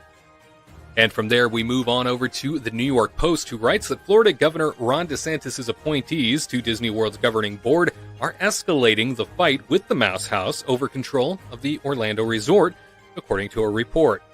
The DeSantis-appointed board members floated a resolution that says they have superior authority over all land development decisions for the 27,000 acres or 42 square miles that make up Disney World and 2 Disney-controlled cities, Bay Lake and Lake Buena Vista in the contested Reedy Creek district. The board is set to vote on the resolution next week. Disney did not respond to requests for comment. The move comes 2 weeks after the newly appointed board members claimed their Disney-controlled predecessors pulled a fast one on them by stripping them of most of their powers before they took over. The 5 new board members were appointed by the Republican governor after Florida lawmakers overhauled the Mouse House's Reedy Creek tax district. Retaliation, many saw it as, for the entertainment giant publicly opposing the state's parental rights and education bill, banning school instruction on sexual orientation and gender identity in kindergarten through 3rd grade. The proposed resolution is likely a prelude to future legal battles between the new board and Disney, according to Richard Fogelsong, a Rollins College professor emeritus who wrote a definitive account of Disney World's governance in his book, Married to the Mouse, Walt Disney World and Orlando, saying a key question will be whether a board created by the legislature and appointed by the governor can rescind the continually granted authority of democratically elected officials, Fogelsong told the AP. The new supervisors replaced a board controlled by Disney for the previous 55 years. Among its last decisions in February was Disney control over design and construction at the theme park resort. Reedy Creek board members also banned their successors from using the name Disney or any symbols associated with the theme park without the Mouse House's permission, and prohibited the new board from using the likeness of Mickey Mouse, other Disney characters, or other intellectual property. Earlier this past week, DeSantis said he is looking into the possibility of imposing fresh taxes on Disney hotels and property developments and tolls on roads near its facilities in Florida. Again, big thanks to The Hollywood Reporter for the time recap and the New York Post. There you have it. Garrett, I have to ask you, when it comes to this whole mess in Florida, I feel like every time Disney takes an inch, the governor and the state are trying to take a mile and saying, nope, you're not in control here. They know that Disney World isn't going anywhere. They know that Disney World is not going to be able to pack up and move, and find find a new home. It's not quite county fair level of development. It's a bit more concrete than that. It's funny, a little too, bit because, more. Yeah, exactly. But it's funny too because I feel like Florida, or at least Orlando, I mean, they owe their existence to Disney, much like Anaheim Right. does. Yeah. It's crazy. It is wild to me, and knowing that they can't just pack up and head to Oklahoma or some wide open space and set up shop again. Do you think that this is a never ending no-win situation for Disney, or do you think that they're just going to wait out Ron DeSantis in terms of his political longevity in the state of Florida? Because I think that we're going to see perhaps that waiting game happen, just because there doesn't seem to be any real kind words being sent back and forth. It got quiet there for a while. I think Bob Iger knew to just shut up for a bit and let things try and pass because Bob Chapek got all the bad press, and Iger now extending that hand and saying, I'm open to meeting with them. I think could really go a long way if they had an opportunity to sit down. What do you make of the situation, and where do you think it's going? Is there a win at any point? So I think there will be a win, but before I get to that, Bob Iger being the one to potentially negotiate and or at least have some kind of civil discourse with Ron DeSantis, if he agrees to do that, is the perfect person to do it.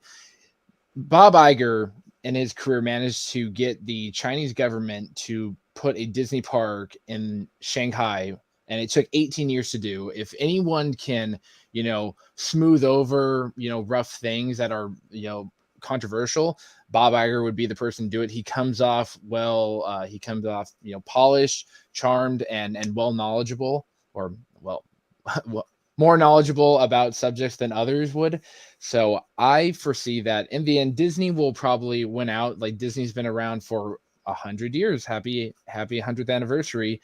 And the sun never sets on a Disney park. Disney is the most recognized brand around the world. Disney isn't going anywhere. And I think that when the politics of the person involved, DeSantis, fade away, like if he does make a run for president, then his fight with Disney will be brought into the national spotlight, and you'll have all 50 states looking at a guy that has picked on, where dreams come true and all that. So I think that if, say, DeSantis were to, leave office or, go away, I think this problem or this disagreement between the two would essentially, go away with time. But Disney just needs to wait it out and let their legal team, that I'm sure get paid very, very well to deal with all this stuff, to handle everything. Because Disney's not going anywhere. Without Disney, Florida would literally have nothing other than Miami. And Miami back in the 70s wasn't as welcoming as it is now. It was a bit rougher out there. So Disney is in a powerful position, and anytime the government does some, or this oversight board tries to do something, Disney has a quick rebuttal, and then they're left scurrying around trying to figure out what's next. So Disney just needs to just sit back, relax, and let their actions do the talking, not the words, because Disney is powerful. They are the house of the mouse. Dun, dun, dun. They are the house of the mouse, indeed. They also, and I always raise this point too, they also are very influential when it comes to matters of politics. A lot of people don't tend to think about Disney like that, but they have an entire team within, not just at the sites of the resort locations, not just a Disney World specific site, not just a Disneyland specific site, but also a corporate strategy team that involves themselves in political things, as most big companies do, for the sake of trying to maneuver all the state laws and do things the right way, but also make sure that it's beneficial for their business. But I like to point out, Tyler, that the city of Anaheim several years ago was in sort of a pissing match with Disneyland when it came to building a new luxury hotel. If we all recall, there was a new luxury hotel that was going to be built there, and it was something that Disney was quite proud of. It was going to bring all these new jobs and was going to be parked right in front of the Disneyland Hotel on that back section of downtown Disney. And then the city of Anaheim said, absolutely not. Hell no, you don't. This will not happen on our watch. And they threw this big fit and said, we're never going to stand for it. And so Disney gave up on that front, quietly went away for a little bit, came back with the Disneyland Forward concept of here's all the things we can do for the future if you all buy into it as a community, if the city council agrees. And then quietly on the back end, the whole city council has changed over since that point. Coincidence, I guess, that the city council has been replaced. And now it is a very pro-Disneyland council once again, on board with everything Disneyland Forward, on board with all the concepts that Disney has. So, Tyler, I mention all of this because Disney plays the long game when it comes to politics, and they know how to get what they want when they have some adversaries. I just don't imagine, I guess, that they've ever had somebody quite as vocal and hitting the bully pulpit as Governor DeSantis. But is this a situation where you think Disney's going to wait him out? Absolutely. I mean, I actually think that's what they did before too, because if you remember, all this basically started when DeSantis was upset because Disney was supporting homosexuals. I mean, that's really what it boils down to, is he got really petty and he decided to go after Disney. And I think Disney was actually very quiet, and I think people were confused about why they were so quiet. And I have to believe that this entire time, Disney just kind of knew we don't have to say anything because we've got all the power right now. So they just kind of took a step back. They let DeSantis, do his little blustering, and he huffed and he puffed, and he's not going to blow the Disney house down. Like, let's be real. So I think they know exactly what they're doing. They are ready to continue this fight on the long term, like you say, Wade. And it's interesting how I even said it, right before Gary was speaking about how, it's the same thing that happened in Anaheim, where these guys they don't want Disney to build this big hotel, and it's happening over in Florida now. And it's like, don't you guys realize that you have what you have because of Disney? Like, there's no reason people would go to Anaheim if Disneyland wasn't there. There's no reason. They have all these hotels, they get hotel taxes, they have all these restaurants, they're making money off of all these restaurants. It's the same thing in Florida. And to start spitting in the face of the people that are bringing you your life for this petty nonsense is incredible to me. So yeah, they're going to wait the long game, and I believe they're going to win. CB saying, even with the latest moves and control, Disney has still lost a lot. The reformation of the special tax district puts them under state laws and taxes that they have never had to deal with before. No doubt there is a new sort of line of red tape that they are going to be responsible for handling. I think it's interesting that the governor has basically said, hey, you one-upped us when it came to the contract language and the power of this new board. And now we are going to slap your visitors where it hurts with new taxes and tolls and things like that. And all I was thinking was, well, I don't know. I mean, that might give you some favorability with your base outside, but think about all the people that are planning to come visit. That's not going to make them very happy, is it? I mean, your whole tourist realm is going to be very unhappy in the long run, and very ticked off when it comes to now having to be nickel and dimed by the state in addition to all of the touristy areas. So I think that's perhaps a problem that might resurface its ugly head. Katrina, Disney World, a location that brings people from around the globe, a location that everybody seems to enjoy visiting. I think that this is a situation where, as each person has said so far, it's a waiting game for Disney. Do you think if Bob Iger got a chance to sit down and chat with Governor DeSantis, that anything would change, or do you think that the governor would double down? Because I always feel like these sorts of situations, rhetoric is always hot when it comes to publicity. Rhetoric is always, angry and loud and in your face. And, it's like Twitter, where everybody gets on Twitter and screams and complains, and it's a big negative mess. And then if you got that person in the same room as you, you're likely to change your tune and not realistically be that way in person. Do you think that Bob Iger could be the cooler head that might be able to smooth things over here? You would hope so. I mean, Iger is very charismatic. Everybody loves him. But I think when you have, I don't know, it's hard to say it, but when you have a hothead that thinks he's the smartest person alive, and then you have Iger, who's just a super chill guy in a sweater, and he just wants to have great sweater. It's a great sweater. That's those a good point. half-zips. Sweater is a good point. That's true. Yeah, like listen, he's just a cool, chill guy. He's not wearing a jacket and stuff. Like, he's wearing a sweater. He's easily approachable. And Like Mr. Rogers. exactly.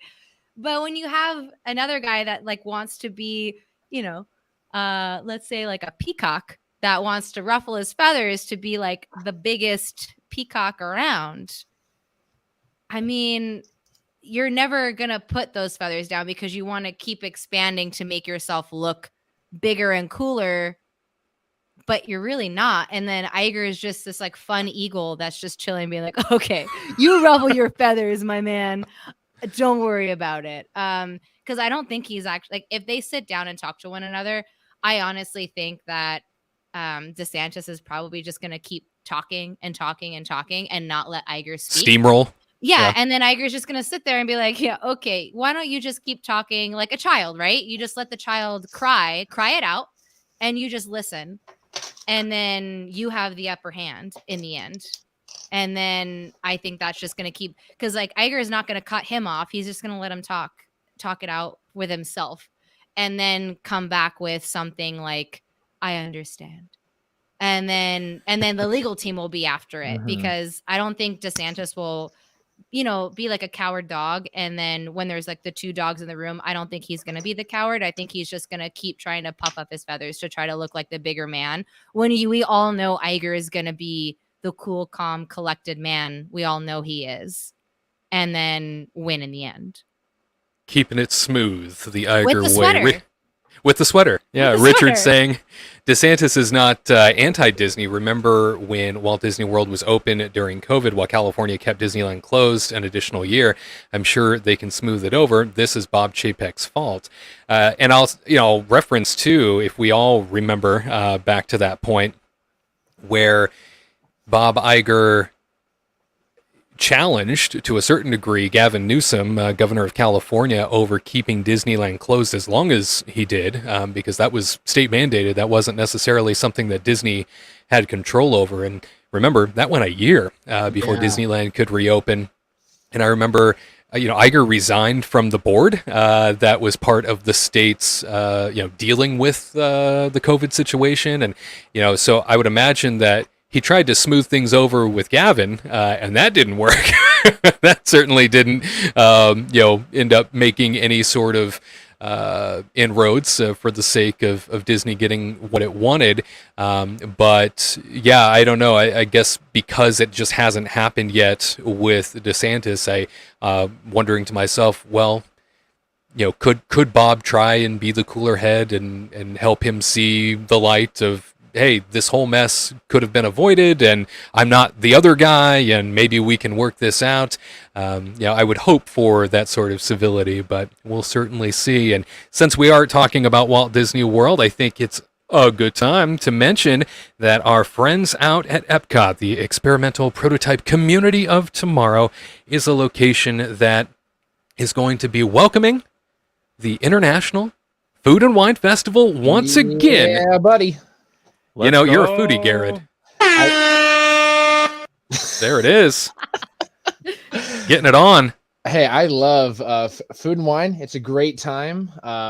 You and I, a few years back, we went on an adventure, and I picked every bad thing I could on the menu while you had nothing but phenomenal dining. So it's bittersweet in my mind. I remember that day, like it was every time yesterday. It just got worse and worse for me. And then you're like, oh wow, this was amazing. This is great.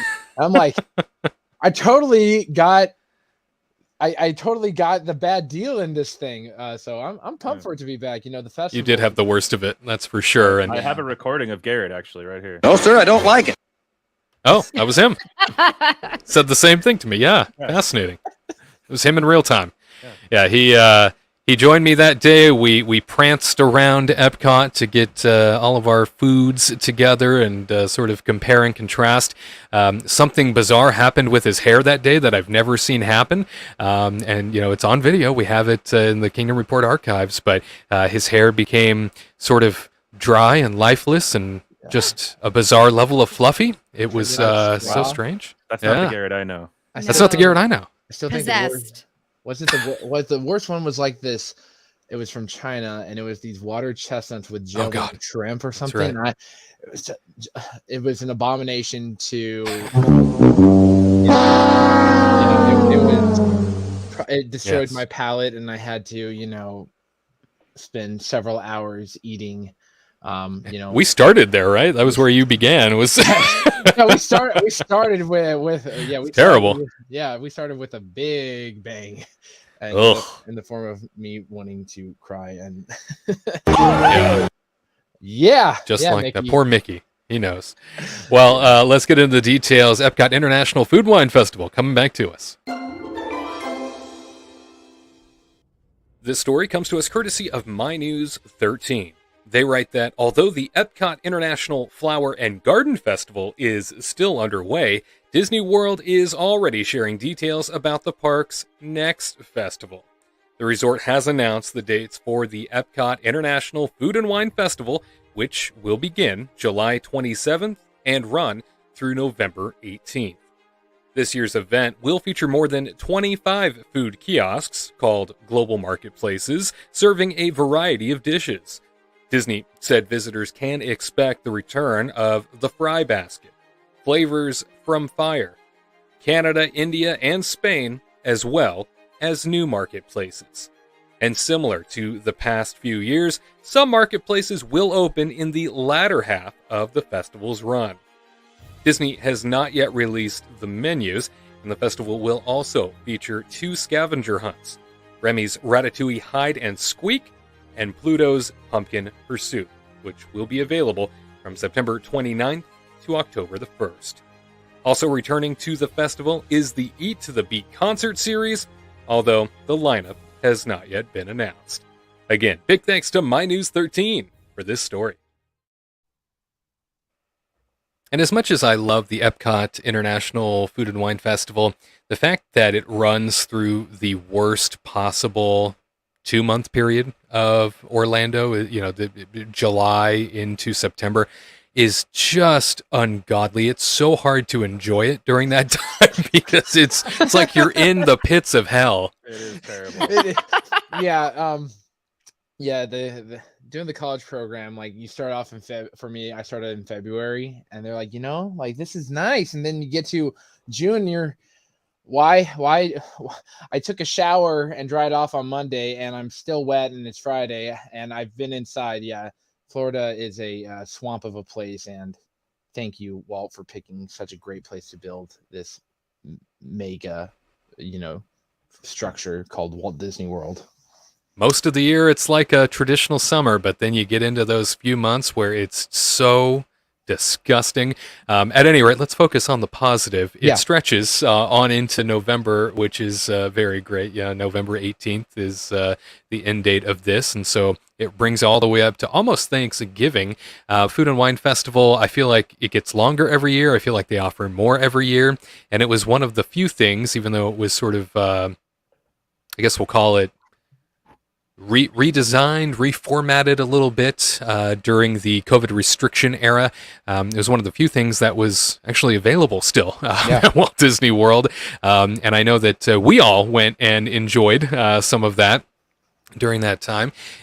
Tyler, it's a period of time, this stretch of the year, where foodies from all over come and enjoy themselves, some delicacies. Anything in particular from the past that you went out of your way for? Anything that you go back to for EPCOT's International Food and Wine Festival? Oh man, that's a hard question. I I hate to say it because one of the things that I still dream about all the time was years ago, and for many years straight. Like I think it was like 3 or 4 years straight. Mexico had these amazing shrimp tacos. They were like crispy shrimp. Oh man, I miss that so much. And it's gone now, so it doesn't really answer your question. But yeah, that was one of those things I really, really miss. I mean, you gotta say you gotta go back to Canada and get that filet mignon every year. That's the one staple I think that's just been there forever. And the little truffle sauce on top and the mushrooms on the side. And we were talking about how terrible the Florida weather is, but sometimes getting that little cheese soup, the little beer cheese soup on the side, woo man, I don't know. Canada is the one place that has been the same like ever since I started going to Food and Wine, which was probably like 8 or 9 years ago now. So Yeah. And 9. those are 9. Yeah. Katrina's like, remember our relationship 9. Yes. I mean, our anniversary's tomorrow, so. That's yay! Yes, the first date we went on 9 years ago tomorrow. So Congratulations. Thank you. Yeah. What a milestone. I know, it really is. And many more. And many, many more. It's gonna keep on happening. And I'm here for it. I love it. And I love her. What a great lady. Oh my god! What a lady. Stop it. I love him. But I am very excited for Food and Wine every year, even though you're right, it lasts forever. I just still think it's such a fun time. I think maybe because I have such fond memories of going over the years. So I'm very excited. Bring back Katrina- the shrimp tacos. Bring back the shrimp tacos. I was Yeah, going to ask please. you, when it comes to gluten-free items, a lot more to be desired when it comes to California Adventures Food and Wine Festival this year for you gluten-free folks. But tell me, when it comes to EPCOT's Food and Wine Festival, are you somebody that gets excited? They offer a little bit more for folks your direction? Oh man. So it's hard. It's like a hit or miss type of thing. Yeah. DCA's Food and Wine is a joke now. It used to be really, really good. Now it's just a joke. So if you have an allergy, have a gluten allergy or whatnot, just don't even bother with DCA's right now. You have like 2 options. But And one of them is corn ice cream. Yeah, so Oh. corn ice cream or like beef and potatoes. So that's all you get. Or drinks. They'll put drink on the menu to make it look better. But with Food and Wine and Epcot, I cringe every time they announce it because I'm like, oh God, like what are they doing? The main country that always does me right. Well, I guess Canada. Canada has the beef. The beef is gluten-free. It's very tasty, always consistent, very yummy. I hate mushrooms, so Tyler gets extra mushrooms. But Mexico, Let's go. it is always at least 1 or 2 items that are gluten-free. And they've always been consistent with always having something that I could eat. And so I always look forward to Mexico. And I'm like, please don't put mushrooms on your on your menu because I will not eat it. It's either that or like the arepas are always like probably the new item that they kind of bring to the play mix. And then Brazil. Brazil is always like the one that I love going to. They changed the pork belly. I hate pork belly, but the Brazil's pork belly used to always be like my favorite staple. I would have to go and get. And they changed it last year and it's not good. I don't know I forgot what they changed, but they didn't like sear it correctly or whatnot. But Brazil and Mexico never let me down. Those are like my 2 favorite places. Cause I remember during COVID, like not COVID, but like when they started opening everything back up, Brazil opened up halfway through Food and Wine and they were opening up, I think the day we were leaving. Do you remember, Tyler? It was like literally the day we were leaving, they opened up Brazil and we ran to where Brazil is always at and they weren't there. And so, oh no, we're true. All the way at the back of the park. And I was like, oh. So we had to like run all the way back and go get the cheese and my pork belly. And it was honestly the best thing I could put in my belly. But yeah, usually those are like my 2 places that I always love going to. That's always stayed consistent. I know there's like a lot of gluten-free people on Instagram that go and ask because they're really good with allergies. So if you go to the booths and say like, can I do this without this? They'll call the chef and they'll do it. At Disney California Adventure, they will not do that. So they are really good with like modifying for allergies. But yeah, Brazil and Mexico all the way. That's where it's at. And speaking of being in Epcot, I know BioReconstruct posted this earlier in the week. Great news. Wonderful to see them barges be going. Good riddance. Get out of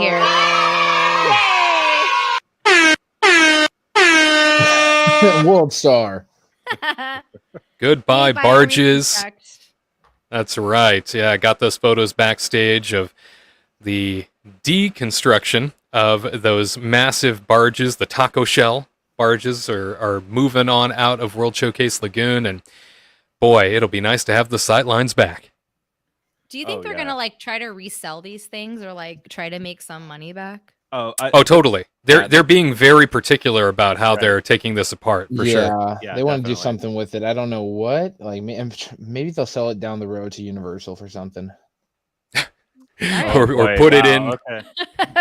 Put it in Fantasmic. Yeah. Oh, yeah. Oh.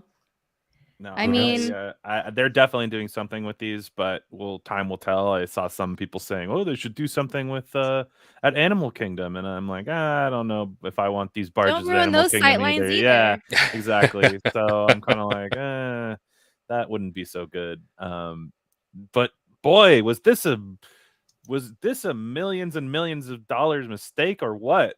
Oh Crazy. my gosh. Incredible to see it finally fading away. It was like, the last couple years just feel like they didn't happen at this point. It felt so bad. It just all seemed so negative. Everything culturally seemed so negative. Everything from a company perspective with Disney seemed so negative. You had COVID going on. It was just, everything was so bad. And this was part of it. Now the sightlines are back. Garrett, change your wedding. Go back to EPCOT. Get married in EPCOT. The sightlines are back. It'll be great. No, I'm gonna stick with the Disney Wish. EPCOT does have a very special place in my heart, but until they bring back Illuminations, Reflections of Earth, I can't get married there. Like that was the fireworks show that brought Ariel and I together to the point of where, before I'd ever seen it, she said, "This is my favorite show. You can listen to the music, but you can't watch any of the show." So for months, I'd listen to the music, and I created in my mind what the fireworks look like. And then I saw it in real life, and I'm like, oh, my imagination is not that good because this is way better. So. If you pay a lot of money, they'll play it for you at your wedding. I don't think I have that much money, though. I don't have that much money, but maybe. Papa Wade, let's do it. Sure thing. Yeah, all revenue brought by the channel will buy a one-time showing of Illuminations. I'm sure we get that kind Tony will do it. Tony. Yeah, Tony will take care of us. Ow. Tony's got deep pockets. Wow. He does. Richard saying kite tails in Epcot? Yeah, that's next, Richard. No. With those barges out of the way. Yeah, no puking, please. I'm still sad. I'm still sad that Epcot Forever is coming back. It breaks my heart. Why Limited time. Limited time. Yeah, they want to have something. I understand. I'm happy they have something. We're actually going to be seeing that show at the end of April here, so I'm excited to see it again. Even though it's not my favorite show by far, but I would prefer that they did something rather than nothing. And I don't remember it. Yeah, well, they have jet skis with light up kites, and they would often fall into the water. Oh yeah, and then it ends with a whole new world, like you're at right. Magic Kingdom, and it makes me cringe. So I like all the stuff of Epcot prior to that, but up until last 2 minutes, I'm out. A big old no thanks on that front. You got that right. Well, gang, it has been fun hanging out with you here today, covering all the latest Disney stories from coast to coast. Any big plans for the weekend? Anything Disney magic heading your direction? No Disney magic for us this weekend. We're actually going to lay low because we're going to be going out to Florida soon. So just taking it easy this weekend. I'm going to be watching, actually, Creator Clash starts in like 10 minutes, which I don't know if anybody knows. Creator Clash. Yeah, it's a boxing match between a bunch of YouTube creators and Twitch creators, and I'm very excited for that. Will you be a part of it? Are you participating? I will be participating by paying $25 and sitting on my chair. Oh. Yeah. Can I be a part of it? But I want to pick who I want to fight. Though. You too can pay $25 and sit on your chair. No. I want to be a part of the clash, but I want to pick another Disney YouTube content creator in which I get to battle. I'm not going to say who it is, but I know exactly who you're talking about. I can say, I've got one thing for you. I got 2 words for you right here. Okay. Yeah. Finish him. All right. I don't know if Mortal Kombat finishes are actually legal or if I will face prison time. I don't think a scorpion death move where I rip out a spine is really sanctioned by any. Yeah, yeah, but I'll do some Street Fighter type stuff. I'll do a Hadouken out there. Hadouken. I can see that. You got the magic touch. I can see fireballs coming out of your fingertips. I just got to do a couple Something. push-ups and I'll have the muscle tone. Let's go. Let's go. I'm looking forward to that. Well, CB saying great listening and chatting with you all today. Thank you, CB. Thanks for participating. Hi, CB. Aaron saying, good evening. Hiya. Well, it must be evening on your end. Hi, Aaron. Thanks for being a part of the broadcast here today. Richard saying, going to DCA soon, so we'll get to soar over California. The superior soaring. It is Smell the so oranges. superior. Yes. So superior. Yes. Gotta love that. Lori Jean saying, going to Disneyland 5 more months from now. The countdown is on. Lori Jean. Go. Have a fun time. On your way. And Terry saying 22 days to the next Disneyland trip. Oh, then you are in that sort of magical haze right now, I bet, huh? Thinking about how close that Disneyland trip is, Terry. Fantastic. Have so Can much you fun. smell it? Can you smell it? Can you taste it? Smell that candy coming out of the Main Street candy shop. Get the caramel toffee churro thing. Yeah. Yum.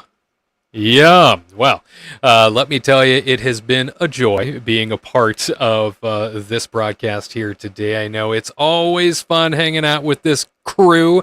SoCal Imagine Channel saying, Richard, yes, we love soaring over California just like the rest of the world. Huh, SoCal Imagine. Just like the rest of the world, everybody thinks it's far superior. You got that right. It's spectacular. But we look forward to being with you once again next week for another installment of a live broadcast. I am looking forward to joining you with all the Disney Parks news and information that you could possibly handle.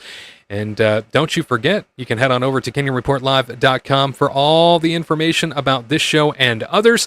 And if you are not subscribed, please consider subscribing to the channel so you never miss a thing. And if you haven't followed us at Kingdom Report Live on social media yet, I don't know what you're waiting for, but you must. You all take care of yourselves, and we will see you real soon. PD. Hey. I can't sleep. Why? Do you want to go to Disney? Yes. What if we went to Disney World today? We really are. Really are. We really are. Are we literally going to Disney? Yeah. The magic's been there from the very beginning. The smells, the sights, the sounds. There's something in the air that is so special and unique. The way it connects one-to-one with our guests. Over and over. Oh my goodness.